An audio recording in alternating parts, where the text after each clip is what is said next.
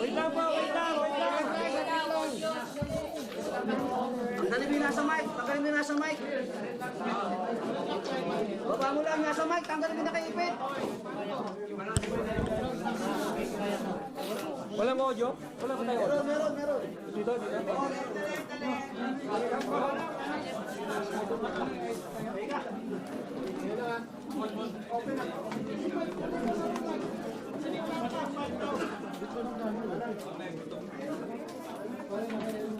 Ladies and gentlemen, good afternoon.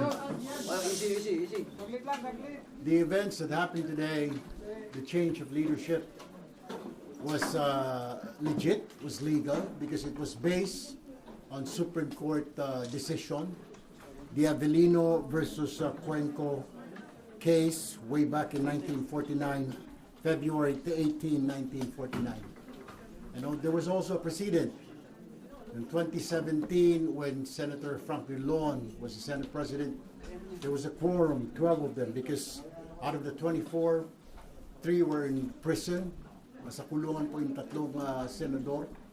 5 po ang nakabakasyon, kaya 12 po ang nagkaroon po sila ng quorum. So we have a precedent. The reason why we have to do this, there's already a violation of the Constitution. 3 straight days po. They blatantly disregard the rule of law, the Constitution. So we have to act. And we are very fortunate that one of them, a member of the majority before, Senator Chis Escudero, do not conform and do not believe in what they are fighting for. Hindi po siya naniniwala because he believes na yung kanilang pinaglalaban ay mali po. Na yung kanilang pagbo-boycott ay para ipagtanggol lamang ang ilang sa mga kasamahan nila. So, the guy suddenly made a decision today to join para magkaroon po kami ng quorum. And you may ask, bakit hindi? Is there a quorum? Yes, there is. We're just considered 22 now. So, divided by 2, that's 12 plus, 11 plus 1 is 12. So, we have a quorum. Yung sinasabing 13, yung po ay kung kumpletong 24. Dalawa po sa amin, yung isa nagtatago, yung isa nakakulong. So we only have, ang bilang po ay 22. So divided by 2, yung sabi po na majority, para makuha majority, divided by 2, so that's 11, plus 1, and that was Chis Escudero nga po, arriving today. So na-break po yung impasse when Senator Escudero showed up today. Because ang sinasabi niya po sa amin, he doesn't believe anymore on what they're fighting for. Number 2, there will be a Blue Ribbon Committee hearing on Monday. We are just moving the scheduled date from tomorrow to prepare all members. Matter of fact, I declare and I manifested that all members of the Senate, be in the majority and the new minority now, they are all members of the Blue Ribbon Committee para wala pong masabi na ika nga may hocus-pocus. Now, pertaining to those invited resource persons, hindi po ako sang-ayon because we have to review these people. May sasabihin po ba talaga? Mayroon po bang i-disclose? We have to review this. Number 2, the proper way to invite resource persons, you do not give it out to the media. You give it to the members first. Ang nangyari po kanina, yung lista na sinasabi nila invited sa Blue Ribbon, hindi po dumaan sa tamang process. It should have been given first to the members para kung may idadagdag, may papabawas doon, sabihin hindi, wala ito. The members should have been consulted. Kaya, you have to give me time until Monday next week kung sino po at yung oras po at exactly 9 a.m. on Monday, there will be a Blue Ribbon Committee hearing. Thank you. Question. Majority na po kayo, sir. Bakit po acting SP? Why not SP? Because it's 13.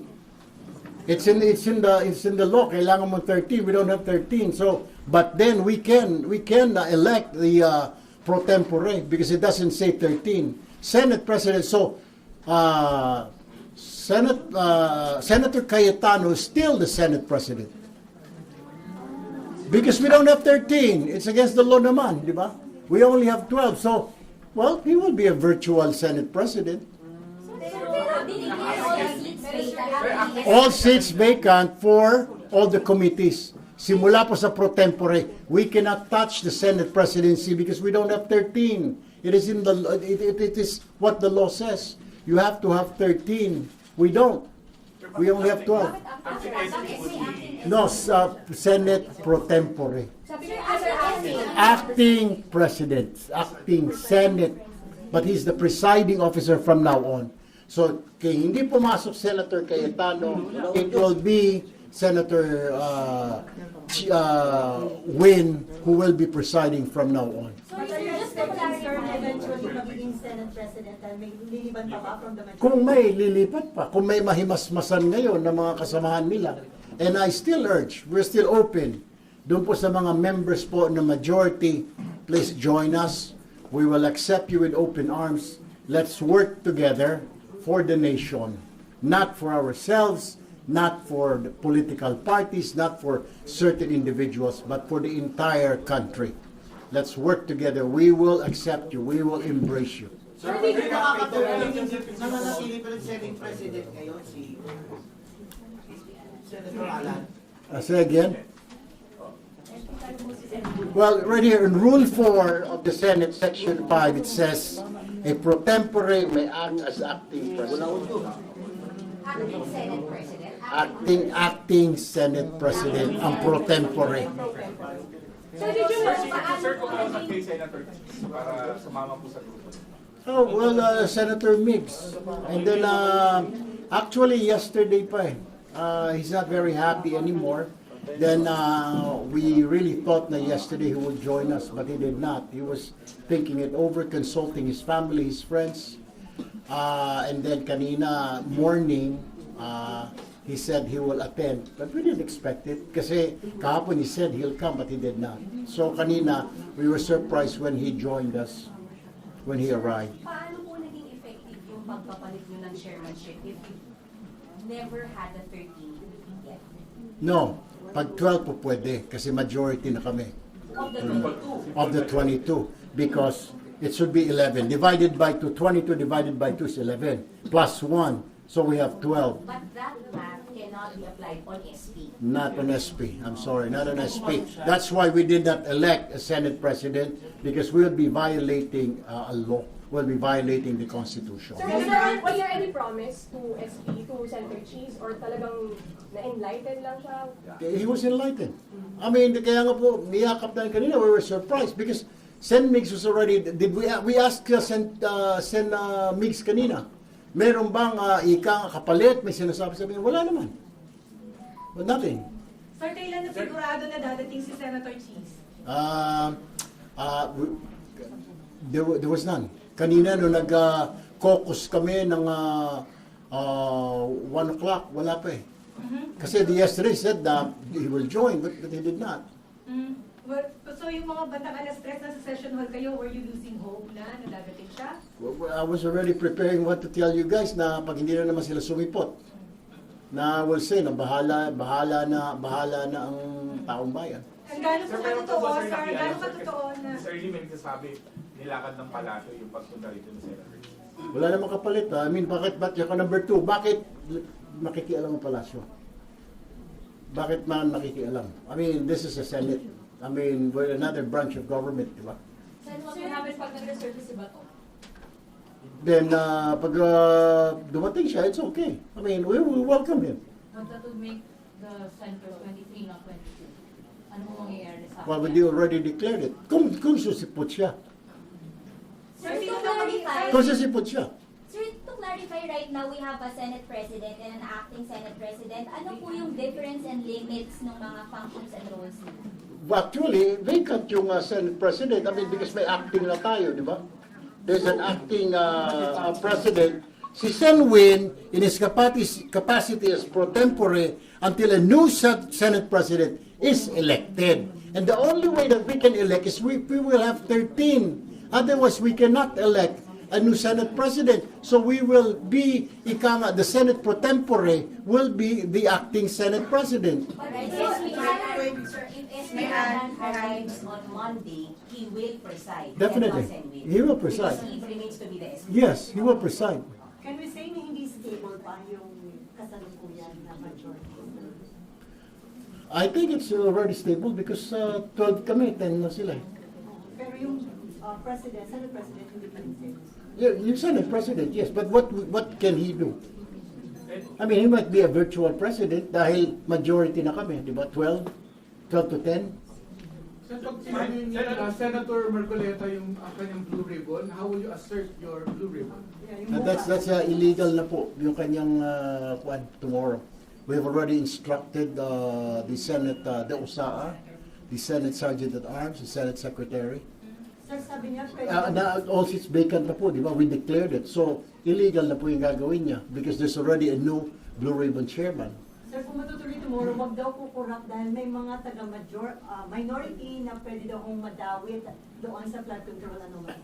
Ay, doon, kung sabi na, sana tinignan niya muna yung kagrupo niya. Ilan doon ang sabit. Sir, sorry, ang grupo niyo po ang tawag ay majority na. Of course. Majority block na. Yes, because of the new majority, there's 12 of us. There's 12 of us.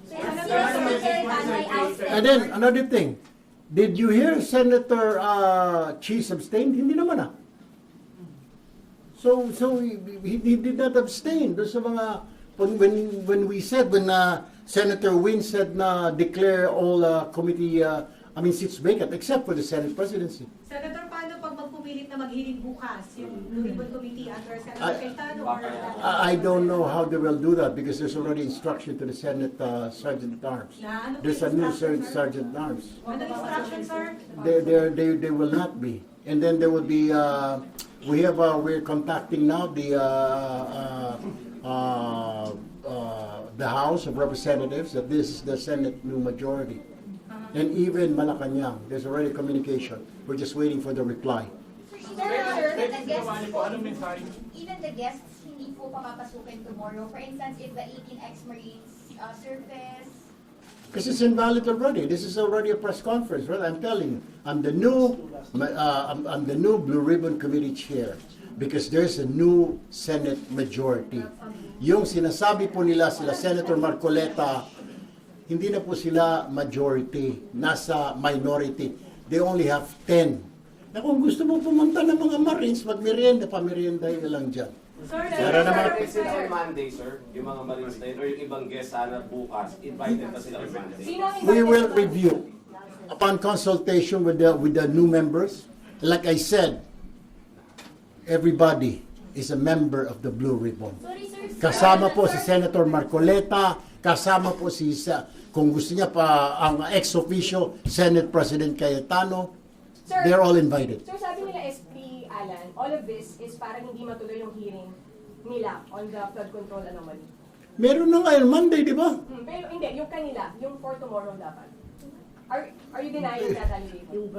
Yeah, of course. Because, number one, okay, subcommittee, dapat i-constitute ang subcommittee upon the instruction of the chairman of the committee. Sino ba yung chairman nun? Si Senator Pia Cayetano. Number two, yung mga invitations, hindi man lang dumaan, kahit naman lang sa minority leader. Yung minority leaders, the ex-officio of the Blue Ribbon. Wala, hindi siya binigyan ng copy. Mabuti pa ang media meron. So, that's another violation of the rules of the Senate. Dapat yung mga resource persons, ang bigyan mo yung mga member ng committee para mapag-aralan nila, para we can formulate questions, anong itatanong ko dito. Not the media, because the media cannot ask them questions. Not the bloggers. So wala kayong hinahanap doon sa katotohanan daw? No, we of course, we will look yung mga, we will still invite those people, some of those, pero we will have to review yung list nila. Hindi yung kung sino sila, wala na pakundangan. May mga pangalan ako na hindi ko na kilala, hindi naman contractor. Sino ba yung mga yun? Nakita ko may mga 18 Marines na yun. So we will have to consult, of course, the members until Friday. tingin mo magkakaroon na kayo ma-elect ng USP pag may lumipat na po sa inyo? Say again? Do you think in July magkakaroon na ng Kung may lumipat, yeah, then we can convince, then we will elect. Do you think malapit na yun? I hope so. But for now, ang sigurado lang is 12. Ang mensahe, ang tao pagod na po. Ang mensahe, lahat po nadadamay, pati po ang minority na pumapasok kami, ang gulo-gulo na Senado, wala na kayong ginawa. Nakakahiya din po, pinapasweldohan kami araw-araw. Pagkatapos 3 days, it's a violation of the Constitution. So we really have to act drastically. Ito na nga po. Kung sinasabi lang, wala silang quorum, walang bilang. Paano walang bilang? There's only 22 of us now. Yung isa nagtatago, ay na magpakita. Sinasabi mo, sana, kung magpakita, sana magpakita siya. Sana hindi siya magtatakbo sa hagdanan ulit. Mag-stay siya dito sa floor, bumoto siya. Sige, let's go. With that po, Senator, I think Senator Cheese is also facing a grave complaint before the Ombudsman. Yes. Paano kung ma-aresto din siya? Kung may warrant of arrest. If If there's a warrant of arrest. Pero there's no warrant of arrest pa naman. Ongoing po yung investigation. if he will be arrested, what will happen? Well, Will he depends. still remain the majority? It depends to the ombudsman po, di ba? Then we have to talk it over. Di ba? Sir, paano impeachment? Well, one by one. I'll take 4 more questions. Sa impeachment po, who will be presiding, Senator Will? We'll have to choose. We'll have to choose from amongst ourselves. Hindi po si Senator. Not yet. We'll have to choose. Sir, pwede yung kahit naka-adjourn na kayo, pwede niyong i-elect ng mga kayo ang Senator. No, that will be done on July 6th. Sir, di bang still automatically siya yung presiding officer? The July 6th will still follow the July 6 schedule. Then doon po, na mag-elect kami ng impeachment trial officer. Thank you, sir. Paano nang i-address spokes ng majority kaya kayo spokes ng majority block? You speak for the Yun ang sabi nila. You're the official leader, you're the spokesman. Wag tumayo! Meron naman siyang ano,